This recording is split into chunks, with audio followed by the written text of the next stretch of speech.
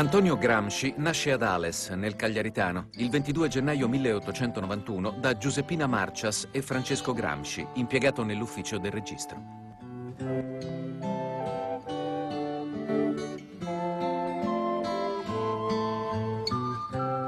È quarto di 7 figli. Una caduta dalle braccia della governante sembra all'origine dei suoi problemi di salute e ne compromette la crescita. Nel 1902 consegue la licenza elementare a Ghilarza, il paese natale dei genitori, dove la famiglia era tornata in seguito alla perdita dell'impiego del padre. Per 2 anni lavora al catasto e studia privatamente. Si diploma nel 1911 al liceo Dettori di Cagliari e proprio negli anni del liceo inizia la lettura del quotidiano socialista L'Avanti e degli scritti di Marx, inviatigli da Torino dal fratello Gennaro. Grazie ad una borsa di studio si iscrive alla facoltà di lettere dell'Università di Torino. Nel 1912 dà i primi esami e conosce Palmiro Togliatti. Problemi di salute rallentano i suoi studi, ma non gli impediscono di iscriversi alla sezione socialista di Torino. È vicino al massimalista Giacinto Menotti Serrati e nel 1915 è nella redazione dell'Avanti.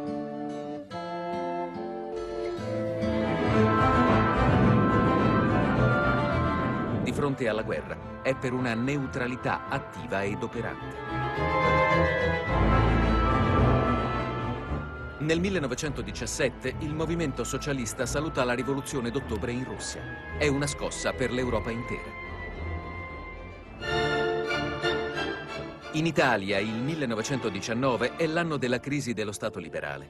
Il suffragio universale maschile porta il successo elettorale di socialisti e popolari. Come dominare le immense forze sociali che la guerra ha scatenato? Come disciplinarle e dar loro una forma politica che contenga in sé la virtù di svilupparsi normalmente, di integrarsi continuamente, fino a diventare l'ossatura dello Stato socialista nel quale si incarnerà la dittatura del proletariato? Di fronte alle esitazioni del Partito Socialista, Gramsci dà vita nel 1919 a L'Ordine Nuovo. Con lui Angelo Tasca, Umberto Terracini e Palmiro Togliatti. Lo Stato socialista esiste già potenzialmente negli istituti di vita sociale, caratteristici della classe lavoratrice sfruttata. L'officina con le sue commissioni interne, i circoli socialisti, le comunità contadine, sono i centri di vita proletaria nei quali occorre direttamente lavorare. Gramsci guarda a come lo sviluppo di questo tipo di industrialismo, il sistema di fabbrica, l'inizio del Taylorismo e poi del Fordismo, e quindi già allora c'è un occhio all'America, che è il centro originario degli Stati Uniti, il centro originario di questo movimento, crea, diciamo, un tipo di capitalismo nel quale è possibile separare l'industria da chi la controlla perché ne è proprietario o perché la controlla attraverso mezzi finanziari. L'insieme della società cambia il suo sistema di rapporti con il mondo dell'economia e della produzione e quindi può cambiare il suo sistema di relazioni con la politica. Tutto il potere dell'officina ai comitati di officina, tutto il potere dello Stato ai consigli operai e contadini. Nel biennio rosso il gruppo dell'Ordine Nuovo partecipa attivamente al movimento dei consigli e all'occupazione delle fabbriche. Nasce l'amicizia con il liberale Piero Gobetti. L'ondata rivoluzionaria si conclude con la sconfitta del settembre del 20 e lascia il campo alla reazione e allo squadrismo fascista.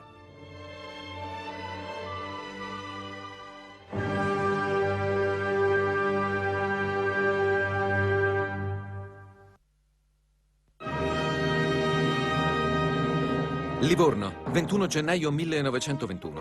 I delegati comunisti abbandonano il 17° congresso socialista e danno vita al Partito Comunista d'Italia. Il napoletano Amadeo Bordiga ne è il segretario e Gramsci è nel comitato centrale. Nel giugno del 22 è a Mosca all'esecutivo dell'Internazionale Comunista. Qui è ricoverato in casa di cura, dove conosce sua moglie, Giulia Schucht, figlia di un ex nobile russo, bolscevico, amico di Lenin.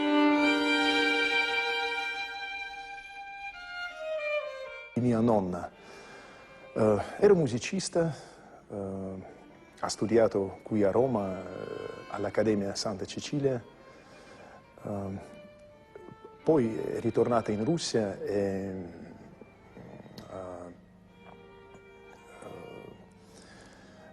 ha partecipato alla costruzione della società nuova, ha lavorato nel partito.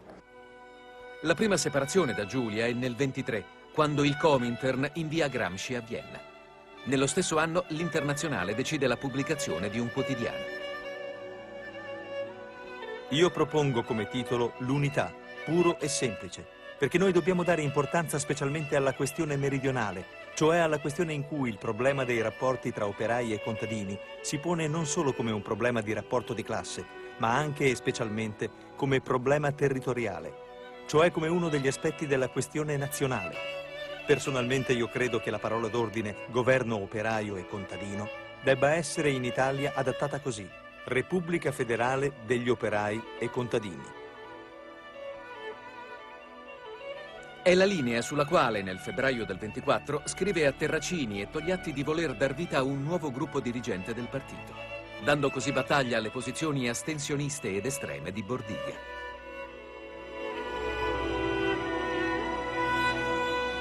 La determinazione, che in Russia era diretta e lanciava le masse nelle strade all'assalto rivoluzionario, nell'Europa centrale e occidentale si complica per tutte queste superstrutture politiche create dal più grande sviluppo del capitalismo. In agosto a Mosca nasce Delio, il primo figlio di Gramsci. Mussolini è al potere dal 22 e nel 1924 si rafforza. Il 6 aprile il partito fascista ha oltre il 60% dei voti e la maggioranza assoluta in Parlamento. Gramsci è eletto alla Camera. Il deputato socialista Giacomo Matteotti denuncia violenze e irregolarità del voto. In giugno viene sequestrato e ucciso dai fascisti. Per protesta, le opposizioni si ritirano nella sala dell'Aventino. Gramsci propone lo sciopero generale politico e di dar vita a un vero e proprio antiparlamento. Ma la proposta non è accolta e i comunisti, contro il volere dell'Internazionale, tornano in aula. Giulia giunge a Roma. L'arrivo di Giulia in Italia giunge inaspettato anche per Gramsci. Gramsci sa da compagni che Giulia sta arrivando in Italia. Giulia arriva con un incarico di lavoro presso l'ambasciata sovietica di Roma e ha con sé il figlio Delio e ha con sé, ma solo come accompagnatrice, la sorella Eugenia. In agosto Gramsci diventa segretario del PC. Nel gennaio del 1926 il terzo congresso del partito, celebrato a Lione, in Francia, segna la vittoria definitiva del nuovo gruppo dirigente gramsciano. È assurdo affermare che non esiste differenza tra una situazione democratica e una situazione reazionaria e che anzi in una situazione democratica sia più di la conquista delle masse. Le tesi di Lione verranno sempre considerate il vero atto di nascita del Partito Comunista, il cemento intellettuale tra Gramsci e Togliatti che resisterà alle divisioni degli anni successivi. Giulia, per volere dell'energica sorella Genia, torna a Mosca con il piccolo Delio. La decisione viene in realtà dettata da Eugenia, che decide che il paese sta diventando troppo pericoloso per Giulia, per se stessa e per il bambino e che quindi conviene far nascere il nuovo figlio a Mosca. In agosto nasce Giuliano, il secondo figlio di Gramsci, che non conoscerà mai il padre. Mosca, autunno 1926. Si acuisce lo scontro seguito alla morte di Lenin del 24. Da una parte Trotsky, Zinoviev e Kamenev, dall'altra la maggioranza di Stalin e Bukharin, decisa a realizzare il socialismo in un paese solo. Gramsci è d'accordo con Stalin, ma teme i metodi dello scontro e, a nome del partito italiano, scrive a Mosca.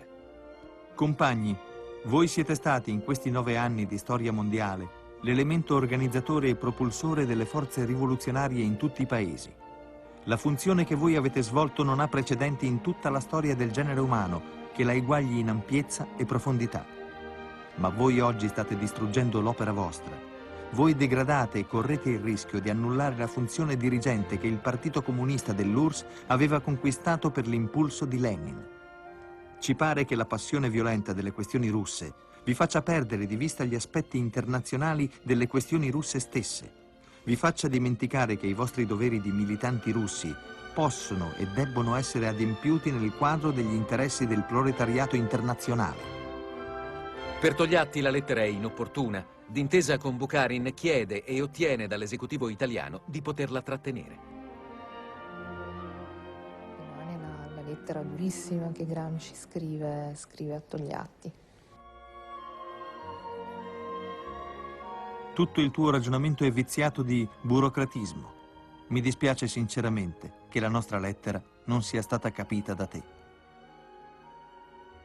Gramsci, d'ora in poi, sarà sempre sospettato di trotskismo.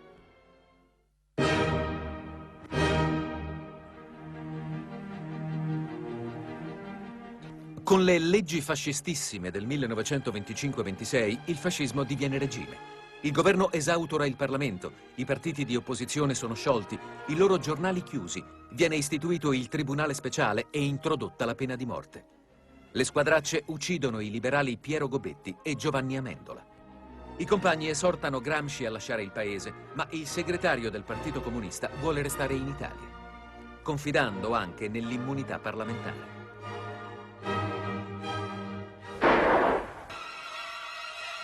Bologna, 31 ottobre 1926.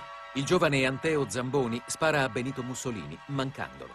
Viene linciato dalla folla e si inasprisce la repressione contro i comunisti. 8 novembre 1926. Gramsci viene arrestato.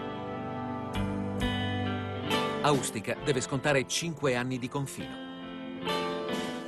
Ma nel gennaio del 27 viene accusato dal Tribunale Militare di Milano di cospirazione contro i poteri dello Stato. Viene trasferito nel carcere milanese di San Vittore.